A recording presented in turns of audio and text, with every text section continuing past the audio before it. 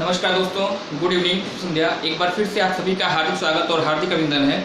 उम्मीद है कि आप सभी लोग अच्छे से होंगे और आप सभी की पढ़ाई प्रॉपर चल रही होगी, पूरे जोर और शोर के साथ चल रही होगी, है ना। 15 और 16 अक्टूबर उत्तर प्रदेश अधीनस्थ सेवा चयन आयोग के द्वारा जो है पीईटी प्रारंभिक पात्रता परीक्षा का आयोजन किया गया है और इसी परीक्षा को ध्यान में रखते हुए 10-10 प्रश्नों की एक महत्वपूर्ण श्रृंखला चल रही है, जिसमें कि जीएस के जितने भी पार्ट्स होते हैं, जितने भी भाग होते हैं, उनके चुनिंदा प्रश्नों को लिया जाता है। अगले 10 से 15 मिनट तक इन प्रश्नों का पोस्टमार्टम किया जाता है। इन प्रश्नों से जितने भी आपके प्रश्न बन सकते हैं आगे पीछे, वो सबको बताया जाता है। उम्मीद है कि आप सभी लोग अच्छे से होंगे। इस वीडियो को अंत तक देखिएगा। देखने में इनकी संख्या आपको 10 लग सकती है, लेकिन यदि आप वीडियो को अंत तक देखते हैं तो एक्सप्लेनेशन के दौरान इनकी संख्या निश्चित रूप से 25 से 30 क्वेश्चन आपके यहीं पे सॉल्व हो जाएंगे। आगे बढ़ने से पहले अगर आप चैनल पे पहली बार आए हैं, चैनल सब्सक्राइब करके बेल आइकन को प्रेस कर दीजिएगा, क्योंकि ऐसे ही हेल्पफुल कंटेंट मैं आपको प्रोवाइड करता रहता हूँ। आइए शुभारंभ करते हैं आज की इस क्लास का। जो पहला प्रश्न आपका दिया गया है, यहाँ पे पूछा गया है कैलिफोर्निया में स्थित डेथ वैली, कैलिफोर्निया की मृतक घाटी जो है वह किस लिए जानी जाती है, यह आपसे पूछा गया है। एक इंपॉर्टेंट क्वेश्चन होगा, अननोन क्वेश्चन है, वर्ड ज्योग्राफी का क्वेश्चन है, बहुत ज़्यादा नहीं मिलता है, लेकिन फिर भी अगर ऐसे प्रश्न एग्जाम में आ गए तो आपके लिए खटिया खड़ी कर सकते हैं, आपकी खटिया खड़ी कर सकते हैं। कैलिफोर्निया की डेथ वैली है ना, कैलिफोर्निया की डेथ वैली किस लिए जानी जाती है। कैलिफोर्निया संयुक्त राज्य अमेरिका का एक छोटा सा राज्य है और यहाँ पे एक मृतक घाटी है, एक डेथ वैली है जो प्रसिद्ध है अपनी उष्णता के लिए, अपनी गर्मी के लिए, है ना। विश्व में अगर आपसे पूछा जाए कि विश्व में सबसे अधिक उष्णता वाली या सबसे अधिक गर्मी वाली घाटी कौन सी है, उत्तर बताइएगा कैलिफोर्निया की डेथ वैली पूछा जाता है, याद रखिएगा। कुछ वैलीज मैं आपको और बता दूं। भारत की अगर बात करिएगा तो भारत में एक घाटी आपकी पड़ती है साइलेंट वैली कहिएगा, शांत घाटी कहिएगा, केरल राज्य में स्थित है। और यह वैली आपकी किस लिए जानी जाती है, तो भारत में सबसे अधिक डाइवर्सिटी, भारत में सबसे अधिक जैव विविधता अगर किसी घाटी में पाई जाती है तो वह आपकी पाई जाती है साइलेंट वैली यानी शांत घाटी में। कश्मीर घाटी जम्मू कश्मीर में है, महान हिमालय श्रेणी और पीर पंजाल श्रेणियों के बीच में स्थित है। और यह वैली किस लिए जानी जाती है, भारत में सबसे कम डाइवर्सिटी, सबसे कम जैव विविधता के लिए आपकी कश्मीर घाटी फेमस है। तो साइलेंट वैली केरल में सर्वाधिक डाइवर्सिटी के लिए, कश्मीर घाटी कश्मीर में सबसे कम डाइवर्सिटी के लिए। इसके अलावा कुछ अन्य महत्वपूर्ण घाटियाँ हैं, विशेषता तो कोई खास नहीं है, लेकिन इनकी लोकेशन आपसे पूछी जाती है। जैसे भारत में सिलिकॉन वैली आपसे पूछा आता है, बंगलौर बता दीजिएगा। चुम्बी घाटी सिक्किम बता दीजिए। युथांग घाटी सिक्किम बता दीजिए, है ना। नीलांग घाटी आपकी कहाँ पड़ती है, तो नीलांग घाटी जो आपकी है वह उत्तराखंड राज्य में है। और इसी के साथ साथ आपकी एक जुकू घाटी आती है जो कि नागालैंड में है। और साथ ही साथ एक मरखा घाटी है जम्मू कश्मीर में। और एक सांगला घाटी जो एग्जाम में आपसे पूछी जाती है तो वह आपकी हिमाचल प्रदेश में है। तो देखिए, एक क्वेश्चन मैंने बताया था कैलिफोर्निया की डेथ वैली, और इस क्वेश्चन से जितने भी आसपास की घाटियां पूछी जाती हैं एग्जाम में मैंने आपको बता दिया है ना। चलिए आगे अगला प्रश्न जो आपसे पूछा गया है, किस बंदरगाह को आप काफी पोर्ट, है ना, किस बंदरगाह को आप काफी बंदरगाह या कहवा बंदरगाह के नाम से भी जानते हैं। वर्ल्ड ज्योग्राफी के क्वेश्चन। दक्षिण अमेरिका महाद्वीप की बात करिएगा, दक्षिण अमेरिका महाद्वीप में एक नदी बहती है अमेजन, है ना, जो कि विश्व की सबसे चौड़ी नदी है। इसी ब्राजील में अटलांटिक महासागर के तट पर एक स्थान पड़ता है, एक बंदरगाह पड़ता है, और उस बंदरगाह का नाम है सेंटोस, है ना। ब्राजील में, दक्षिण अमेरिका महाद्वीप में ब्राजील में एक बंदरगाह है जिसका नाम है सेंटोस। और सेंटोस बंदरगाह की विशेषता है कि विश्व में सबसे अधिक जो कॉफ़ी का एक्सपोर्ट किया जाता है, जो निर्यात किया जाता है, वह इसी सेंटोस बंदरगाह से किया जाता है। और यही कारण है कि इस बंदरगाह को आपने कह दिया है विश्व का कॉफ़ी पोर्ट यानी कहवा बंदरगाह। याद रखिएगा, सब एग्जाम में क्वेश्चन पूछे जाते हैं, है ना। कहवा मंडी ब्राजील का एक शहर, साओ पोलो कहवा मंडी के रूप में जाना जाता है। विश्व में सर्वाधिक कॉफी का उत्पादन करने वाला क्षेत्र है, कहवा मंडी कहा गया है। और ब्राजील के जो आपके कॉफी के बागान होते हैं, कॉफी के बाग होते हैं, उनके लिए स्पेशली एक वर्ड यूज किया जाता है जिसे आप फेजेंडा कहते हैं। तो सेंटोस याद रखिएगा, साओ पोलो याद रखिएगा, और साथ ही साथ फेजेंडा याद रखिएगा, है ना। भारत में आइएगा, भारत में एक बंदरगाह है तूतीकोरन, है ना।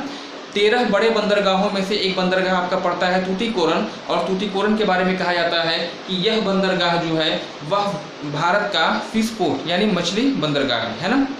चलिए इसके बाद आगे आइएगा, भारत में विश्व में प्रवाहित होने वाली कौन सी नदी का नाम पूछ रहा है जो विषुवत रेखा को 2 बार काटते हुए प्रवाहित होती है ना।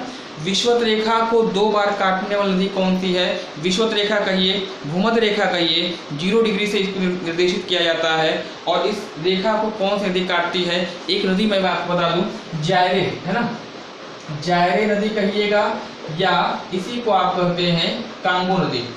यह नदी जो है विषुवत रेखा को अफ्रीका महाद्वीप में 2 बार काटते हुए प्रवाहित होती है, तो इस नदी को नाम को नहीं भूलना है। आप मुझे कमेंट सेक्शन में बताएंगे कर्क रेखा को और साथ ही साथ मकर रेखा को 2 बार काटते हुए प्रवाहित होने वाली कौन सी नदी है? आप मुझे कमेंट सेक्शन में कमेंट करके बताइएगा।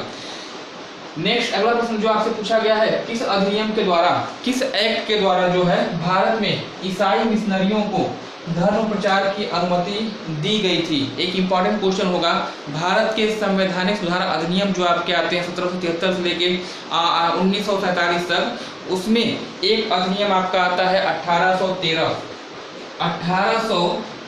का अधिनियम या 1813 का चार्टर एक्ट। यही वह अधिनियम है जिसके तहत भारत में ईसाई धर्म के प्रचार के लिए मिशनरियों को जो है छूट दी गई थी, अनुमति दी गई थी। और इस एक्ट की एक और विशेषता आप याद रखिएगा कि 1813 के अधिनियम के द्वारा ही जो है वह भारत में महिलाओं की शिक्षा के लिए या भारतीयों की शिक्षा के लिए कह लीजिएगा प्रति वर्ष 1 लाख रुपए की धनराशि को क्या किया गया था? वह एक्सेप्ट किया गया था, स्वीकार किया गया था। तो 2 विशेषता आपको याद रखनी होगी। ईसाई मिशनरियों को धर्म प्रचार की अनुमति किस एक्ट के द्वारा दी गई है, और भारत में महिला शिक्षा हेतु जो है प्रति वर्ष 1000 भारतीयों की शिक्षा पर 1 लाख रुपए की धनराशि जो है खर्च करने का प्रावधान किया गया था। तो दोनों ही चीजें आपके 1813 के अधिनियम के द्वारा की गई हैं। संविधान का प्रथम प्रारूप किसके द्वारा तैयार किया गया था? इंपॉर्टेंट क्वेश्चन होगा।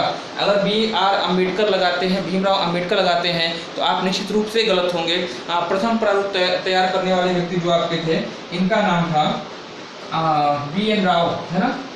BN राव के द्वारा जो है संविधान का पहला प्रारूप आपका तैयार किया गया था। नेक्स्ट अगला प्रश्न आपसे पूछा गया, भारत का 22वां राज्य आपसे पूछा गया है। एक इंपॉर्टेंट क्वेश्चन, क्रमवार क्वेश्चन आपसे पूछे जाते हैं, याद रखिएगा। राज्यों के निर्माण के आधार पर जो उनका सीक्वेंस बनता है, क्रम के अनुसार पूछा जाता है। फिलहाल यहाँ पूछा गया कि भारत का 22वां राज्य कौन सा था, तो याद रखिएगा सिक्किम, है ना।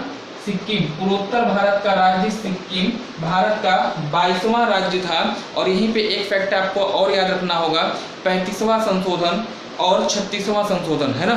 35वां संशोधन के द्वारा सिक्किम को सह राज्य का दर्जा प्रदान किया गया था, और 36वां संविधान संशोधन के द्वारा सिक्किम को पूर्ण राज्य का दर्जा प्रदान किया गया था। यह दोनों ही संशोधन आपसे पूछे जाते हैं सिक्किम के संबंध में। और सिक्किम के बारे में एक चीज मैं आपको और बता दूं, सिक्किम भारत का पहला जैविक राज्य है ना।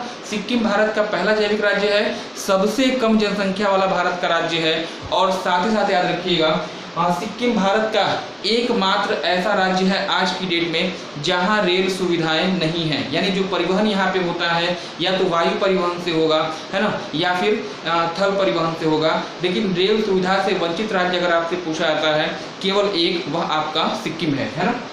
नेक्स्ट अगला प्रश्न जो आपसे पूछा गया है, भारत में राष्ट्रीय आय का पहला अनुमान किसके द्वारा लगाया गया था? प्रचलित क्वेश्चन है, इकोनॉमिक्स से लिया गया है ना। राष्ट्रीय आय का पहला अनुमान लगाने वाले कौन थे? तो उनका नाम याद रखिएगा, दादा भाई नौरोजी, है ना।